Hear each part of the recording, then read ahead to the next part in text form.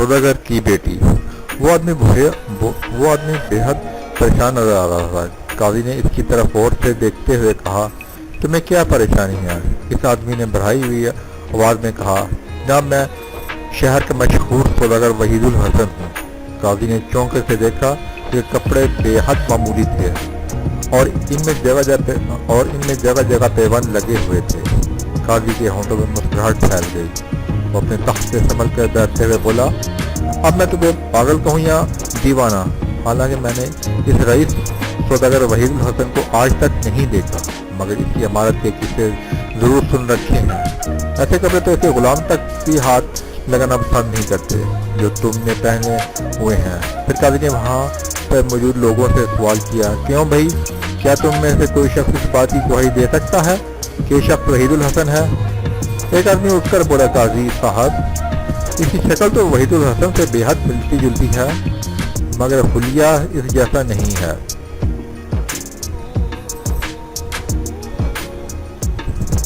मैं वहीदुल हसन को बहुत करीब से जानता हूँ।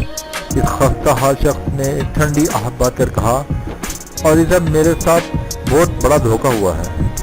मैं आपके पास इंसाफ मांगने के लिए हाजिर हुआ हूँ, मगर यूँ मालूम होता है जैसे आपको मेरी बातों में यकीन नहीं आ रहा। अगर आप ही मेरी ना सुनेंगे तो मैं अपनी फरियाद लेकर किसके पास जाऊँ?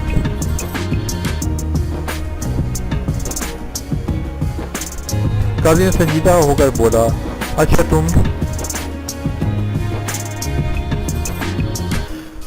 अपनी कहानी सुनाओ, तुम्हारे साथ इंसाफ किया जाएगा। इस आदमी ने कहा, जैसा कि सब जानते हैं, मैं एक सौदागर हूँ और मुझे शिकार का बेहद शौक है। ये कल की बात है, मैं अपने घोड़े पर सवार होकर जंगल शिकार करते गया। मेरी बदकिस्मती यहीं से शुरू होती है। एक हिरन के पीछे मैं जंगल में दूर तक निकल गया। इस हिरन को तो खैर मैंने शिकार कर लिया, मगर मैं अपना रास्ता भूल गया।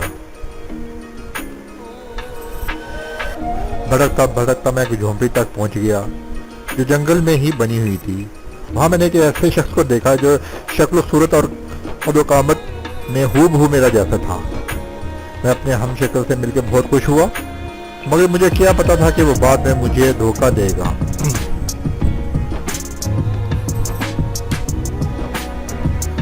इस शख्स ने मेरे लिए खाने पीने का बंदोबस्त किया और फिर मुझे मेरे बारे में बातें पूछने लगा, जो कि मैंने सच बता दी। हम लोग बहुत देर तक बातों में मसरूफ रहे।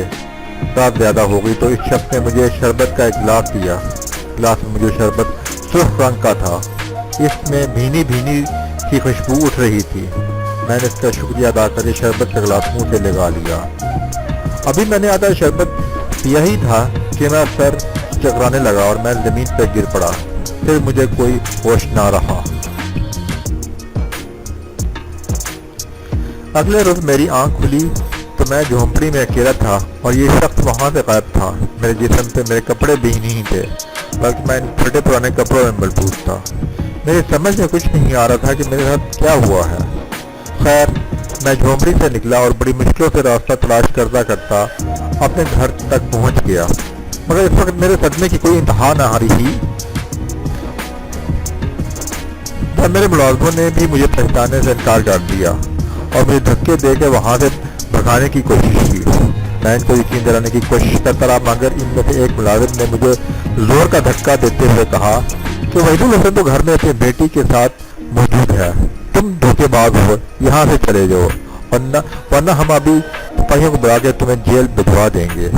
एंड फिर मेरे घर की खिड़की खुली और मैंने देखा कि ये मक्कार शख्स मेरी बेटी के साथ मुझे देखकर हंस रहा है। फिर इसके कहने पर मेरी ही मुलाजमों ने मुझे थप्पड़ों और लातों की बारिश कर दी और मजबूरन मुझे वहां से भागना पड़ गया। अब मैं फरियाद लेकर आपके पास आया हूं और इंसाफ का तलबगार हूं। ये कहकर वो खामोश हो गया। काजी साहब ने इस वक्त हुक्म दिया कि इस शख्स को भी अदालत में हाजिर किया जाए। जिस खस्ता हाल शख्स के बयान के मुताबिक वहीदुल हसन है।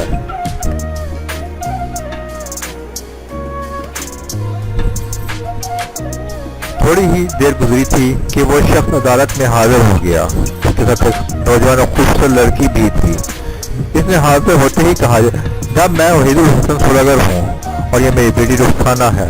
قاضی نے خستہ حال شخص کی جو خود کو وحید الحسن کہتا تھا پوری داستان دہرا دی، جسے سن کے وحید الحسن بولا، حضور میں نے تو اس شخص کو زندگی میں پہلی دفعہ دیکھا ہے، اس کی شکل حیرت انگیز طور پر مجھ سے مشابہت رکھتی ہے، مگر یہ شخص انتہائی چالاک لگتا ہے اور جھوٹ بولتا ہے۔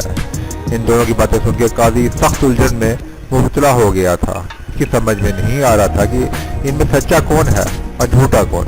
اس نے رخسانہ کی طرف دیکھا اور اسے محسوس ہوا کہ وہ ایک ذہین لڑکی ہے۔ اس نے رخسانہ کو مخاطب کر کے کہا، بیٹی تم نے پوری داستان سن لی ہے، تم کیا کہتی ہو؟ ان دونوں میں سے تمہارا باپ کون ہے؟ خستہ شخص کی آنکھوں میں ایک چمک سی ابھری اور وہ پر امید نظروں سے رخسانہ کی طرف دیکھنے لگا۔ عدالت میں تمام موجود لوگوں کی نظریں سوداگر وحید الحسن کی بیٹی رخسانہ پر لگی ہوئی تھی۔ قاضی کا سوال سن کے رخسانہ کچھ دیر تک چپ رہی، پھر سے قاضی سے کہا، جناب قاضی صاحب، یہ پھٹے پرانے کپڑوں میں ملبوس شخص میرا باپ نہیں ہے۔ میرے ابا جان تو یہ ہیں۔ یہ کہہ کر رخسانہ نے بیش قیمت کپڑے پہنے ہوئے شخص کی گردن میں باہیں ڈال دیں۔ رخسانہ کی بات سن کر مسکرانے لگا تھا۔ رخسانہ کے فیصلے کو سن کر خستہ حال شخص کی آنکھوں میں آنسو بھر گئے۔ قاضی نے کہا، لڑکی کیا تم اس سلسلے کو ثبوت مہیا کر سکتی ہو کہ یہی تمہارے ابا جان ہیں؟ جی ہاں، میرا ثبوت ایسا ہوگا کہ اس سے دودھ کا دودھ اور پانی کا پانی الگ ہو جائے گا۔ آج سے تقریباً 5 برس پہلے کی بات ہے، میرے ابا جان کے ایک دشمن نے ان کے سامنے قسم کھائی تھی کہ وہ تلوار سے ان کی گردن اڑا دے گا۔ ظاہر ہے اس بات نے میرے ابا جان کو بے حد پریشان کر دیا تھا۔ کیوں ابا جان، آپ پریشان ہو گئے تھے نا؟ رخسانہ نے پوچھا کہ باپ نے بڑے زور سے اسباب میں گردن ہلا دی۔ رخسانہ نے پھر اپنی بات شروع کی۔ اپنے دشمن کی بات سے ابا جان بہت پریشان رہنے لگے، ان کا کھانا پینا بھی چھوٹ گیا اور کاروبار بھی بری طرح متاثر ہونے لگا۔ انہیں دنوں میری ایک پری سے دوستی ہو گئی تھی۔ جب میں نے اس کو اپنی کہانی سنائی تو اس نے وعدہ کیا کہ وہ میری ابا کی پریشانی دور کر دے گی۔ اس نے میرے ابا کی گردن پر اپنی جادو کی چھڑی لگائی اور بتایا کہ دنیا کی تیز سے تیز دھار والی تلوار بھی ان کی گردن کا کچھ نہیں بگاڑ سکتی۔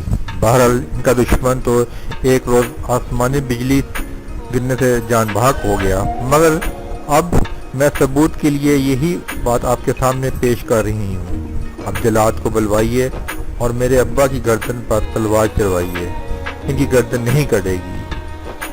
بیش قیمت کپڑوں میں ملبوس شخص کا چہرہ سیاہ پڑ گیا تھا۔ قاضی نے فوراً جلاد کو بلوانے کا حکم دیا۔ رخسانہ دھیرے دھیرے مسکرانے لگی، پھر خستہ حال شخص سے مخاطب ہو کے بولی، اب تمہیں اپنے جھوٹ کی سزا مل جائے گی۔ تم میری ابا کی جگہ حاصل کرنا چاہتے تھے۔ تھوڑی ہی دیر گزری تھی کہ سیاہ فام جلاد ہاتھ میں چمکدار تلوار لیے اندر داخل ہوا۔ قاضی نے اسے حکم دیا کہ وحید الحسن کی گردن پر پوری قوت سے وار کرے، مگر ابھی جلاد نے تلوار فضا میں بلند کی ہی تھی کہ وحید الحسن قاضی کے قدموں پہ گر پڑا اور روتے ہوئے بولا، جلاد کو روکیے ورنہ میری گردن کٹ جائے گی۔ میں وحید الحسن سوداگر نہیں ہوں، وحید الحسن یہی آدمی ہے۔ قاضی نے سپاہیوں کو نقلی وحید الحسن کو گرفتار کرنے کا حکم دے دیا۔ رخسانہ دوڑ کر اس خستہ حال شخص کے سینے سے لگ گئی، پھر اس نے قاضی کو بتایا کہ وہ بھی یہ فیصلہ نہیں کر پا رہی تھی کہ اس کا باپ کون سا ہے، اس لیے اس نے ایک کہانی گھڑ لی تھی۔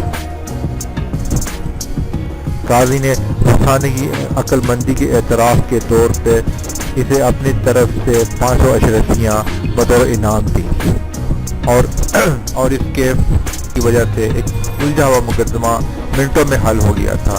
اس روز پورے شہر میں اس عجیب و غریب مقدمے کی تفصیل پھیل گئی۔ وحید الحسن سوداگر واپس اپنے گھر پہنچ گیا تھا اور اس بات پہ پھولا نہیں سما رہا تھا کہ خدا نے اسے رخسانہ جیسی ذہین بیٹی عطا فرمائی ہے۔